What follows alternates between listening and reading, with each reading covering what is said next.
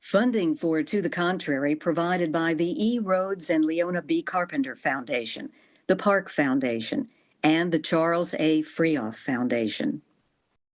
This week on To the Contrary, first, the Trump administration cracks down on immigration, and the administration reverses course on cutting money for the popular Women's Health Initiative.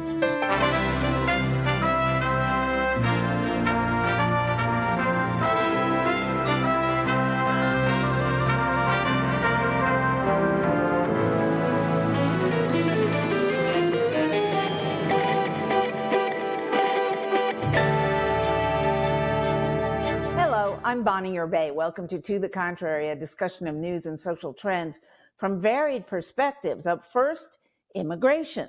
This week's deportation of 3 American children to Honduras, including a cancer-stricken 4-year-old, underscores another course reversal for President Trump. The administration says the children were deported alongside their mothers because the mothers weren't in the U.S. legally. The president signed 3 executive orders. One order targets so-called sanctuary cities, another on enhancing protections for law enforcement officers, and the third ties commercial truck drivers' licenses to English literacy. Advocates and a federal judge criticize what they see as insufficient legal protections.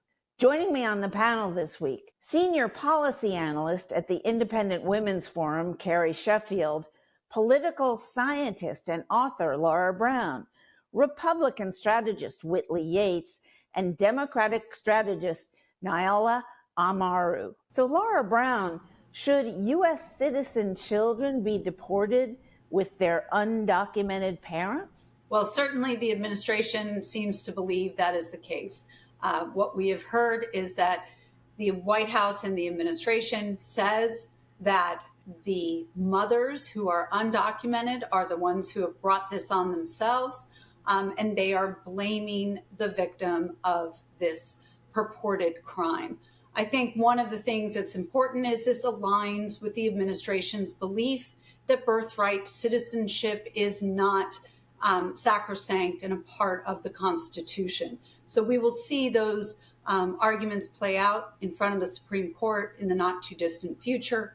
But clearly, this is a contested and really, I think, contemptible instance of the administration looking to deport immigrants in this country. Is this an appropriate case to open up a constitutional debate over? Anybody who wants to jump in?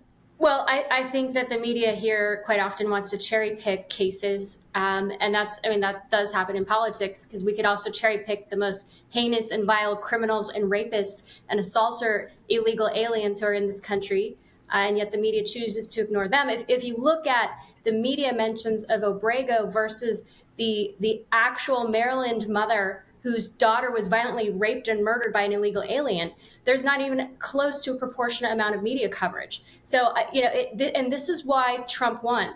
This is why Trump made the mainstream media totally irrelevant, because they chose to cherry pick certain cases that make their argument, and they're not objective at all. And so when you look at the actual constitutional arguments that Trump is making about birthright citizenship, he's making the argument that was a Civil War era period when there was a dispute about whether slaves were considered citizens or not. That's what it was intended to be. It was much more narrow, and it's been exploited. And I tell Laura used the word contemptible. I say what truly is contemptible is how illegal aliens will use children who are not even their children in some cases as props in order to cross the border. There's a rampant human trafficking, rampant sexual assault.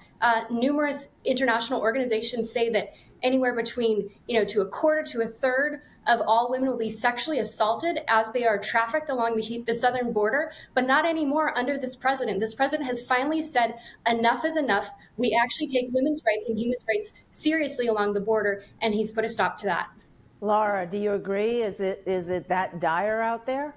I certainly don't agree. I mean, the facts dispute so much of what has been said. The reality is that naturalized and immigrants in this country, in fact, commit fewer violent crimes than do native-born Americans. In addition, excuse me, but that data doesn't parse out illegal versus legal immigrants, and that's a very important distinction. What is also very important is that we have due process. The President of the United States is likely only sitting in the Oval Office because he exploited due process himself to ensure that his criminal trials were delayed as long as possible. He is looking to deprive due process from immigrants in this country. He has also decided that they are guilty before even given a chance to assert their innocence. And that is what that media stunt at the White House was about, putting up those mugshots all on the lawn in front of the White House. I don't think that, the Biden administration would have gotten away with putting up Trump and all of his fellow administration cronies from the first term who actually were convicted of crimes on the White House lawn. Naila Amaru, what are your thoughts about this? If what Lara is saying is true, why isn't the nation up in arms? Why aren't we in the middle of a revolution, constitutional crisis? The nation is split. I think the issue has been raised in terms of the Trump's administration's deportation policy is essentially prioritizing enforcement over due process, right? And there are folks on one hand who are perfectly okay with that, and there are folks on the other hand who are absolutely not okay with that. So with that said, I think with those two camps, by really focusing on, those quick removals, it kind of shows executive authority and kind of thinking through what does legal review look like that when we're talking about enforcement over due process, and what are those legal protections that are being bypassed in favor of expediency for those quick removals. All right. And Whitley, your thoughts, if indeed things are as bad as some critics are saying, why is America putting up with it? I think that America genuinely feels that the immigration crisis that we have needs to be tended to. And I'm really upset to hear that we're utilizing the term due process to state that what's happening is somehow illegal. Due process does not mean due presence, which means that we can respect the rule of law without rewarding the illegal entry. We can conduct the hearings remotely after deportation. So it doesn't allow for them to stay in this country illegally when they can have the exact same process from outside the country. The Constitution does guarantee a process, but not a plane ticket or a free stay into this country. But the courts have said clearly that the administration is not even attempting a process. They have rejected the idea that the Trump administration is actually following the law. They are showing and have said over, multiple instances now, because we've had several rulings, that the administration has not noticed, has not had hearings, and has not legitimately allowed for even the right of dissent. This is a problem from a due process standpoint. It is also the case that the administration has admitted that they mistakenly deported, the man from Maryland, and that he is sitting in El Salvador prison. And Trump said in an interview that he could bring him back, but he won't. So he is defying the court and defying the rule of law because he believes that his word is the rule of law. He's not defying the rule of law. The Supreme Court has allowed the president to use the Alien Enemies Act, which says that in certain circumstances, the president is allowed to have these deportations when there's an extreme case of war or the case of these violent criminal gangs. When you look at the death and destruction that has been caused by the opioid crisis, I don't think folks realize we had around 100,000 deaths due to the opioid crisis. That is multiple times the number of people killed in 9/11, which was about 3,000 people. And we went to war in Afghanistan over the deaths of 3,000 people in 1 year.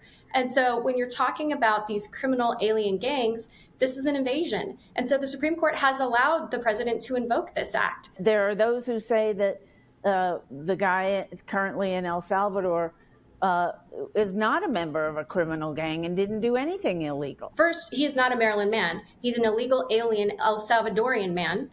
He is not a U.S. citizen. He does not receive the same due process rights as a U.S. citizen.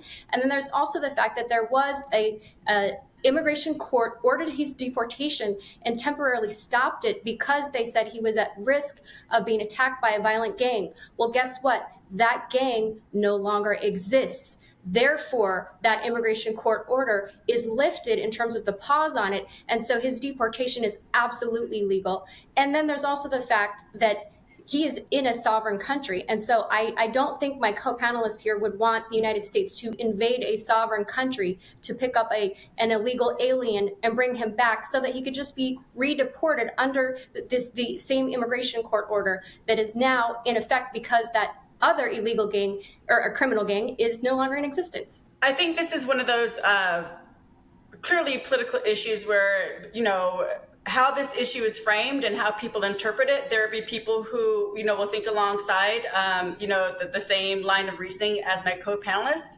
and other folks who don't, who fundamentally will say there should be no deportation until due process has, the person has had the right to go through their due process. So I think this is just one of those situations where people will have their minds made up, which creates, again, I think, opportunities for political conversations like this to happen, which obviously have political implications. Do we think that this is going to destabilize the United States to the point where the future of our unity is in danger, or is that just an exaggeration? Well, I would love to see Michelle Obama stop spreading misinformation. She went on a podcast and said that she's kept up at night, she can't sleep because of these deportations, when in fact her husband was nicknamed the deporter in chief and deported 3 million illegal aliens, whereas President Trump in this term has deported far fewer than that. And if Brett Baer made this point, if we had followed the same extensive due process that they now claim they want for those 3 million illegal aliens under Barack Obama, we'd still have them here in court. But no, he didn't. He said they've got to go. Barack Obama did.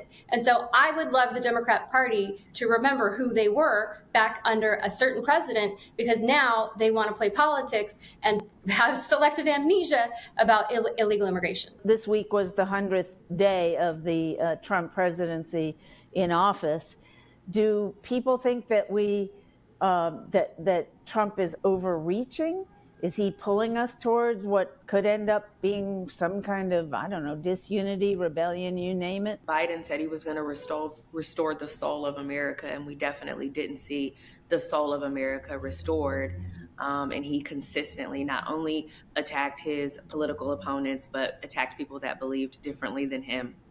So the thought that America was somehow so unified under Biden and is now fractured under Trump is just a false narrative, because the truth is we cannot have a sovereign nation without protecting our borders.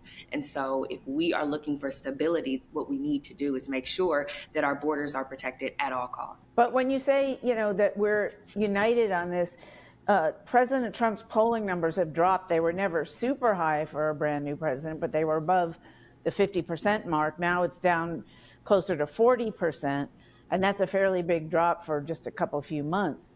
Would you say that we are, let me start with you, Laura, are we a united nation, or has he pulled us apart? We are not a united nation. We have not been a united nation since really the country split 50-50 in the 2000 election. So for the last 25 years, we have been going essentially back and forth across the center line from one party to another, with a brief moment of unity around 9/11. And other than that, we have seen polarization increase in this country and an exoneration of each party's president by each party's partisans while they are in office. So that hypocrisy is true. And I agree with Carrie on that issue. I think that what is missing is actually a factual analysis of how poor all of our presidents have been really in this millennia. All right. Let us know what you think. Please follow me on X @Bonnier Bay. From the border to funding for research. The Trump administration has reportedly reversed its decision to terminate funding for the Women's Health Initiative, a landmark study tracking more than 160,000 postmenopausal women since the mid-1990s. The initial plan to end regional center contracts sparked significant backlash. To this date, we have heard nothing but those reports. No one has contacted any of the regional centers from HHS and officially said that's what's happening. So we're in limbo. Researchers expressed concern over the potential loss of invaluable data and the impact on scientists whose work heavily relies on the WHI's infrastructure. Participants and their families have also voiced the importance of the study, underscoring its significance in understanding women's health. It doesn't just study one health outcomes, it studies all health outcomes in women. So, for example, we're really interested now in cognitive change and dementia. We've got young investigators studying the physical and mental impacts on the body from being treated for cancer with, radiation, chemotherapy, and maybe loss of activity, and studying then their risk of heart disease. It's just a massive opportunity for more knowledge, and it would be tragic if it was lost. So, Whitley Yates, what are your thoughts about this back and forth on the Women's Health Initiative? I think when you're looking at the cuts that the government is doing, it is pretty normal that something is going to get found or caught in the crosshairs. So I'm not surprised that this has happened. And the system worked exactly the way that it was supposed to, because when it was found out and when it came to Secretary Kennedy, he said, no, we're not cutting this and we're going to keep it. That's exactly how government should be working. I think it's important that this administration has stated and is showing through their work that they do believe in women's health and reinstituting not only this institute, but these studies. And so it's important that we keep women's health as a topic on the forefront of people's minds. But in this case and in this situation, I think this happened exactly the way that it was supposed to happen. Does anybody worry that important data from this study may be lost? And this is a huge, 160,000 postmenopausal women is a very large chunk of Americans of a certain age and of a certain gender. How would it hurt us, if at all, if this is shut down and those data are destroyed? Absolutely. I absolutely know that cutting funding to this type of long-term studies of health absolutely has some pretty far-reaching consequences. One, again, the data. That data that has been collected for data can't be replicated, right? And so there's a tremendous loss in helpful information that could potentially impact, treatments or public health guidelines for the future that data could have been really helpful in informing. And also as a infrastructure of research, right?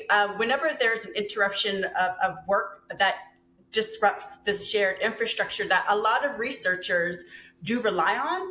And so I do think that this, funding cut is going to have some really terrible consequences for future development, public health and public health care guidelines. Does anybody worry about, because I was reading in advance of this taping this show, about how science cuts are going to impact the economy, and it's not good, because these are huge amounts of money that are flowing into the economy.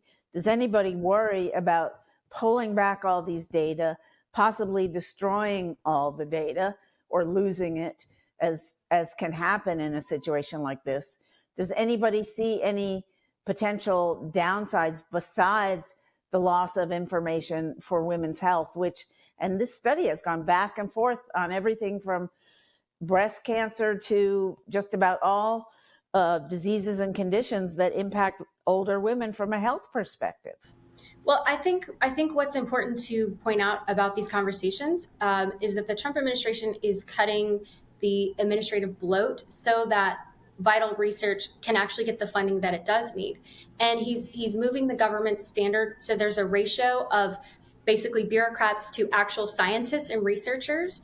And unfortunately, over the years, there's been this creep where the bureaucrats keep growing in size to the detriment of the actual science and the researchers. And it's actually gone to the point where the ratio of bureaucrats to scientists is much worse in the government than it is in the private sector or private charity, for example, like the Gates Foundation. And so he's actually implementing best practices through the Trump administration so that the actual vital scientific research is preserved and funded and even expanded in some cases where it's warranted. And so that the people who are basically the fat cats who aren't actually adding anything innovative, they're just pushing paper around, they need to be getting jobs in the productive sector. They should be doing something else. That's actually a benefit to the economy to have them go into a sector that is more productive. Are you going to feel that way if this happens and the money is pulled and all of a sudden we're in a recession? We need to take what they call a zero-based budgeting approach, which is we zero everything out and then we build on top of it that it has to be, you have to prove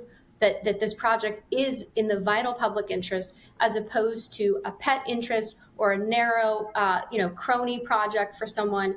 And so that's really what they've done. And I think that is reflective in why people say over and over, the voters say, I want waste, fraud, and abuse cut out of government. I do want good funding. I want good research. And that's the approach the Trump administration is taking. If we have a recession because billions of dollars of federal funding for all kinds of medical and scientific research is pulled, are people going to be happy about that? President Trump has already dropped. His popularity has gone from being in the 50s after he was first elected a few months ago to being in the low 40s now.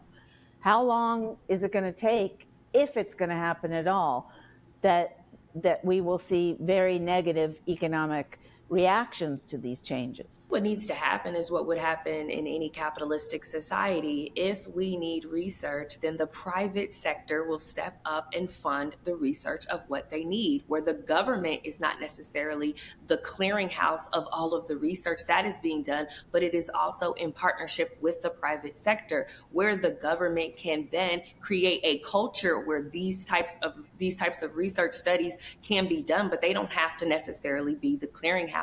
And I don't think that we should be worried about a recession right now. What I think we should be doing is getting back down to spending pre-COVID. We have had bloated budgets for quite some time. And so all of this bloat within our budget from COVID, which I understand why, is not going to be good for us to continue that level of spending. So I am for reducing the size of the government. I am for reducing the bureaucrats. And I'm also for the private sector to really step up and do what they are supposed to do. When we look at COVID and we look at Pfizer and all of the money that the government spent to create a vaccine that it then had to pay for, to use, to give to citizens, it is a little alarming that that is how the public and private sector work together. It appears as though the country may already be headed toward a recession. The GDP did contract during the first quarter of this administration. Much of that, as economists are aware, is related to the back and forth with tariffs and really the disruption and uncertainty that has been fostered by this administration's both foreign policy and economic policy. Second, the budget is not yet done for next year. That is something that is still in debate. And one of the things that may well find itself back on the chopping block is this women's health study that has been ongoing since the 90s. I can tell you, as someone who actually wrote a master's thesis on discrimination against women in AIDS policy in the early 90s, that back then, no health research was really done on women. In fact, one of the most stunning statistics to me that I wrote about at that time was that women's the decision for hormone replacement therapy was made on the basis of giving 23,000 men estrogen because they were supposedly the baseline and they were going to be able to be the test of whether or not women got cancer in later times from hormone replacement. So this study came out of really horrible facts and massive market failures in terms of addressing the research needs of all Americans, not just those who were in the power structure. Lastly, I think it's important to recognize that most of the economic benefit that accrued to the country in the 1960s was a direct result of federal government investment post-World War II into the universities and into scientific research. And I'm not sure whether, I mean, it hasn't been decided certainly yet for sure, but I'm not sure where it'll end up with this study in particular, the Women's Health Initiative. They paused some of the cancer experiments because the data came back and showed that they were so bad, the impact was so bad. So unless they straighten out a number of questions raised by this study, it's going to leave a lot of huge holes in terms of America's knowledge of how to move forward. That's it for this edition of To the Contrary. Keep the conversation going on our social media platforms, Instagram, Facebook, X, TikTok. Reach out to us at To the Contrary and visit our website, the address on the screen. And whether you agree or think to the contrary, see you next time.